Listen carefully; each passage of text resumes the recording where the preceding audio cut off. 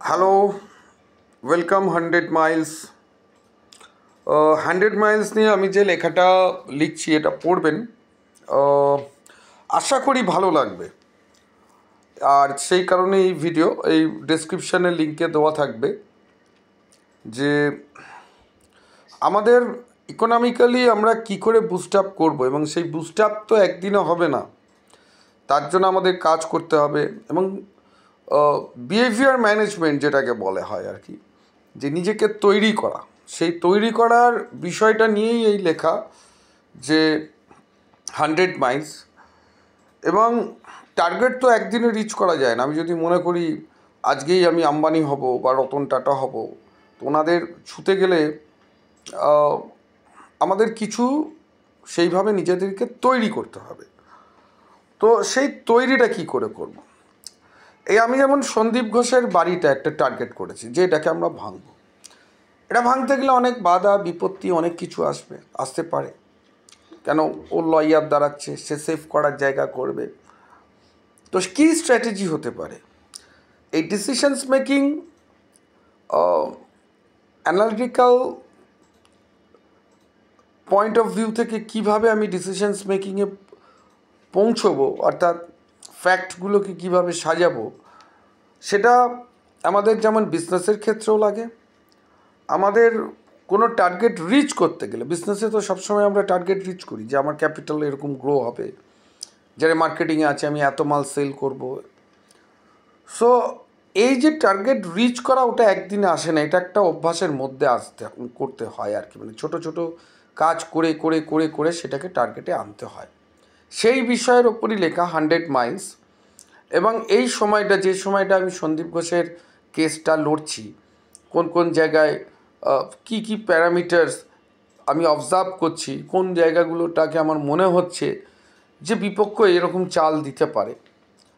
অনেক সহজ জিনিসই আমরা ছেড়ে দিই, কিন্তু এটাও একটা কিন্তু অভ্যাসের বিষয়ে, যে আমি টার্গেট রিচ করতে গেলে ছোট ছোট ছোট ছোট বিষয়গুলোকে আমাদের জয় করতে হবে, তবেই আমাদের বড় কাজগুলো আমরা করতে পারবো। তো এই বিষয়গুলো নিয়ে 100 মাইলস আমি লিখেছি।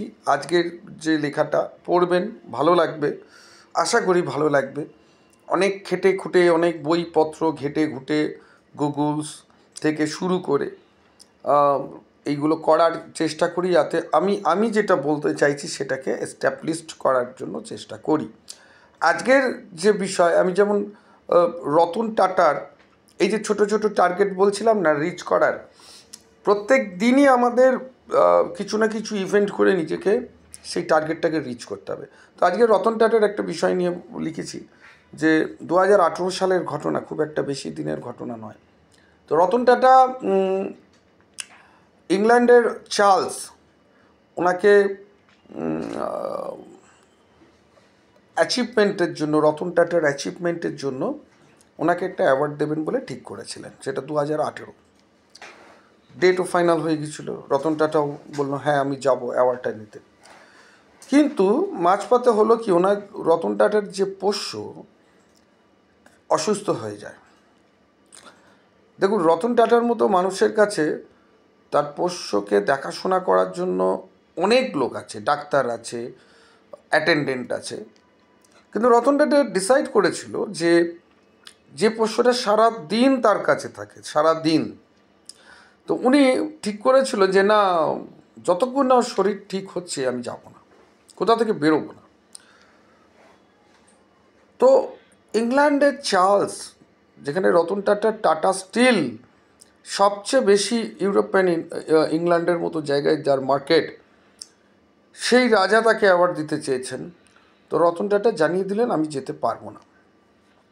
বারবার ফোন আসছে যে এত বড় একটা অ্যাচিভমেন্ট, চার্লসের হাত থেকে পুরস্কার নেবেন, তিনি আসবেন না। এবং সবচেয়ে বড় কথা, তার বিজনেসের মেজর ক্যাপিটাল যে স্টিল আমরা যেটা দেখি, সেটা ইউরোপের মার্কেটেই বেশি বিক্রি হয়। সবাই তো অবাক, কেন? তো রতন টাটা জিনিসটাকে এক্সপ্লেন করলেন যে আমার প্রিয় কুকুর, প্রিয় পোষ্য সে অসুস্থ, যতক্ষণ না সে ঠিক হচ্ছে আমি বেরোবো না। তো সত্যি তিনি যেতে পারেননি। পরে যখন ইংল্যান্ডের চার্লস এই বিষয়টা জেনেছিলেন, তখন ভূয়সী প্রশংসা করেছিলেন। এবং এই ভূয়সী প্রশংসা এই কারণে করেছিলেন যে বিজনেস মানে হচ্ছে একটা রেসপন্সিবিলিটি। একজন কোম্পানির সিইও,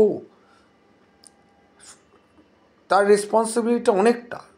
পুরো কোম্পানির একটা ফ্যামিলি, তার মানুষরা, তার আন্ডারে যারা কাজ করছেন কী অবস্থায় আছে সেটা জানার, এবং তারা কোনো বিপদে থাকলে তার পাশে দাঁড়ানো, এটা একটা বিশাল বড় ব্যাপার।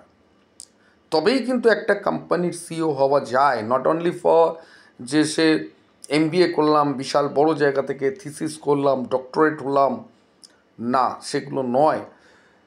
তো এটাই হলো বিষয়, যে একটা কোম্পানির সিইও হওয়া চারটিখানি বিষয় নয়। বিশেষ করে তাকে গ্রাসরুট লেভেল অবধি পুরোটা জানতে হবে। যে কারণে দেখুন, আমাদের যেগুলো এতদিন ধরে কংগ্রেস আমল থেকে যে কেন্দ্রীয় সরকার যে সমস্ত কোম্পানিগুলো চালিয়ে আসছিল, মানে গভর্নমেন্ট আন্ডারটেকিং, এবং রাজ্য সরকার, আমাদের এখানে ট্রামটাই দেখুন না, যেটা নিয়ে এখন আন্দোলন হচ্ছে, এই ট্রামেরও আজকে উঠে যাচ্ছে। কেন? ট্রামের মতো একটা পরিবহন যেটা হচ্ছে এনভায়রনমেন্টকে পলিউশন করে না, সেরকম একটা যানবাহন আজকে উঠে যাচ্ছে শুধুমাত্র মেনটেনেন্সের অভাবে, এবং ট্রামকে মডিফাই করেনি। যারা এর কর্তা ব্যক্তি ছিলেন শুধু এসেছে, গেছে, মাইনে নিয়েছে, বাড়ি চলে গেছে। এই কোম্পানিরও সিইও ছিল, ম্যানেজার ছিল উঁচু লেভেলের, যারা কোম্পানিটাকে পরিচালনা করেন। আজকে ট্রাম উঠতে বসেছে। আপনি BSNL দেখুন, অনলি ফর দ্য ডিসিশনস মেকিংয়ের জন্য ইনফ্রাস্ট্রাকচার তৈরি করেছে BSNLকে খেয়ে অন্য কোম্পানিগুলো বেরিয়ে গেছে, আর BSNLকে পথে দিয়ে দিয়েছে। এখন সেই টাটা কোম্পানি এবার BSNLকে অ্যাডপ্ট করেছে। সুতরাং শুধু বিজনেস করব বা বিজনেস করার আমার ইচ্ছে আছে, কিন্তু তার যে করতে গেলে যে গুণগুলো দরকার সেইটা কিন্তু আগে রপ্ত করতে হবে। আমি বিজনেস করি বা কোনো বড় অফিসার হোক, যে কোনো জায়গায় আমরা যে কাজই করি না কেন, প্রত্যেকেই আমাদের রেসপন্সিবিলিটি একটা নিতে হয়, তবেই একটা অর্গানাইজেশন বাঁচবে। তো 100 মাইলস এটা পড়েই লেখা, এটা নিয়েই লেখা। আশা করি আপনাদের ভালো লাগবে। যে অনেকেই আছেন, আমি দেখছি বিশেষ করে রিয়েল এস্টেটে চলে এলাম, ব্যবসা শুরু করে দিলাম, ভাবলাম বিশাল লাভ, কয়েকদিন বাদে মোহ চলে যাচ্ছে, দেখলো যে টাকা ইনভেস্টই করে যাচ্ছে, সেই টাকার রিকভারি হচ্ছে না, আফটারঅল গিয়ে লসের খাতায় চলে যাচ্ছে। তো এই বিষয়গুলো নিয়ে 100 মাইলস, এটাকে পড়ুন। আমি ডেসক্রিপশান লিঙ্কে দিয়ে দিয়েছি, এবং যারা হোয়াটসঅ্যাপে, তাদের ফেসবুক পেজটাকেও আমি দিয়ে দিচ্ছি, ফলো করুন। আশা করি ভালো লাগবে। Thank you.